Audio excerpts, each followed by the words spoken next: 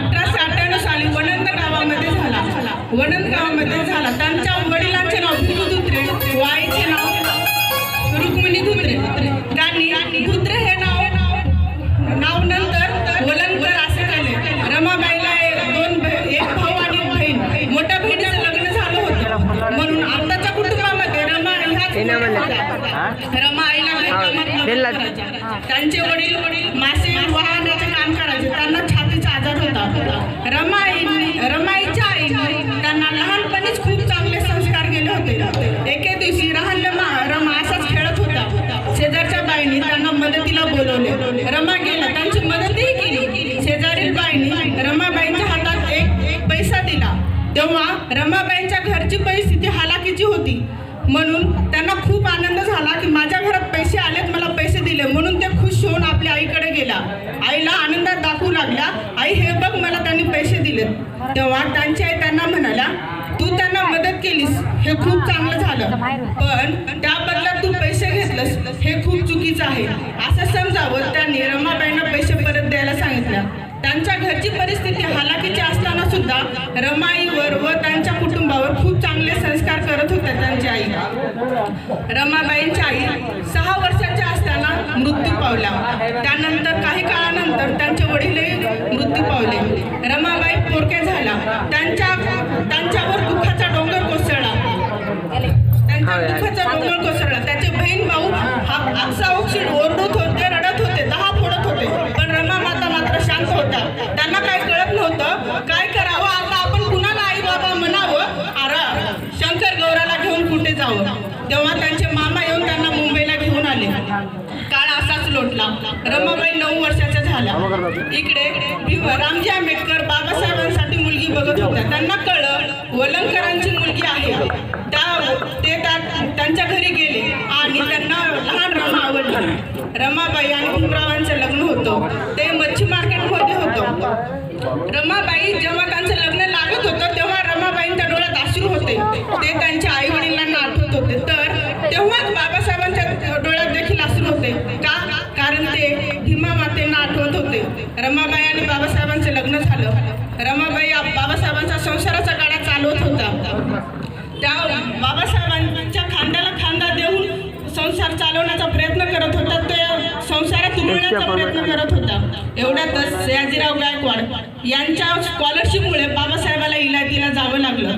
त्या एकटीने संसाराचा गाडा ओढत होता, गौऱ्या थापायच्या आणि कष्ट करून संसार चालवायचा। ह्यामध्येच त्यांना उपासमारी सहन करावी लागली, कष्ट सहन करावे लागले आणि एवढ्यात गंगाधर हा आजारी पडला।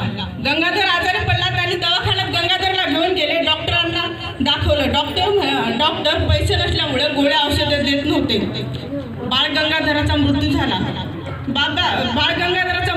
रमाईला काही कळेना, त्या हंबरडा फोडत होत्या। जसं गाय वासरापासून हंबरडा फोडावं तसं रमाई रडत होत्या। पण आपल्या मागच्या अंगणामध्ये रमाईने गंगाधरला मूठ माती दिली। साहेबांचं शिक्षणात लक्ष लागणार नाही म्हणून त्या बाबासाहेबांना कळवल्या नाही। असंच एक बारचं जेवायच्या तर दुसऱ्या वेळेस उपाशी राहायच्या। ह्यामध्येच त्यांचा दुसरा मुलगा वारला, इंदूही गेली। त्यांच्यावर काळाचा ओघाड काळ कोसळला। ह्यामध्ये बाबासाहेब इलाक्यातून परतून आले तर रमाबाईला एक चांगलं वाटलं की आपल्या दुःखाचे दिवस गेले, आता कुठेतरी चांगले दिवस येणार। पण एक मनामध्ये हुरहुर होतीच। त्यामध्ये राजरत्नाला निमोनिया होता। तेव्हा बाबासाहेब मुंबईलाच होते। राजरत्नाला निमोनिया होता। अचानक बाबासाहेबांना बोलावल्या। त्या राजरत्नाचा मृत्यू हा बाबासाहेब आंबेडकर यांच्या मांडीवरच झाला। रमाबाईंनी आपल्या दलित समाजासाठी आपल्यासाठी त्यांच्या पोटचे 4 मुलांना गमावले। रमाबाईंचा त्याग हा खूप मोठा आहे। जर रमाबाईचा त्याग सांगायचा असेल, रमाबाईचा त्याग ऐकायचा असेल तर एका कवितेतून एका भाषणातून सांगता येणार नाही। म्हणून असं म्हणतात,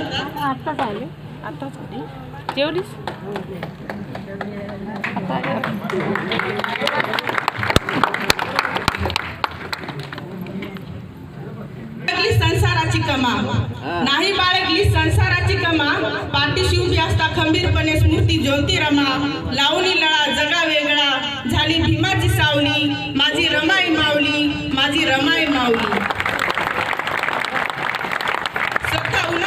बसली झाली तीन दिगळ्यांची सावली, माझी रमाई माऊली, माझी रमाई माऊली. जेव्हा बाबासाहेब आंबेडकर आणि रमाबाई मुंबईत राजगृहात राहत होत्या तेव्हा बाबासाहेबांना अमेरिकेला जायचं होतं. तेव्हा बाबासाहेब विचार केले रमा मातेला एकटीला घरी कसं ठेवायचं. त्यांनी रमाबाईला त्याच्या मित्राच्या घरी ठेवलं. ते लहान मुलाचं वसतिगृह चालवत होते.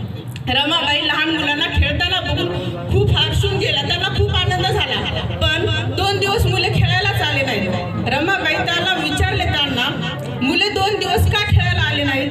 तर ते म्हणाले मुले 2 दिवस उपाशी आहेत आणि हे वसतिगृह चालवायला जिथून मदत भेटते ती आणखी 3 दिवस भेटणार नाही. रमाबाईच्या डोळ्यात अश्रू आले.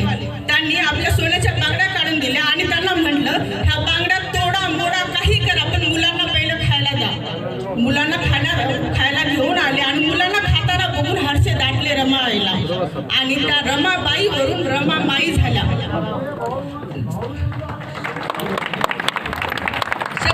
असं म्हणतात एका यशस्वी पुरुषाच्या मागे एका स्त्रीच्या हातात छत्रपती शिवाजी महाराज यांच्या कर्तृत्वामागे जिजामातेचा हात होता. महात्मा ज्योतिराव फुले यांच्या मागे सावित्रीबाई फुलेंचा हात होता आणि आपल्या बाबासाहेब आंबेडकरांच्या मागे माता रमाईंचा हात होता.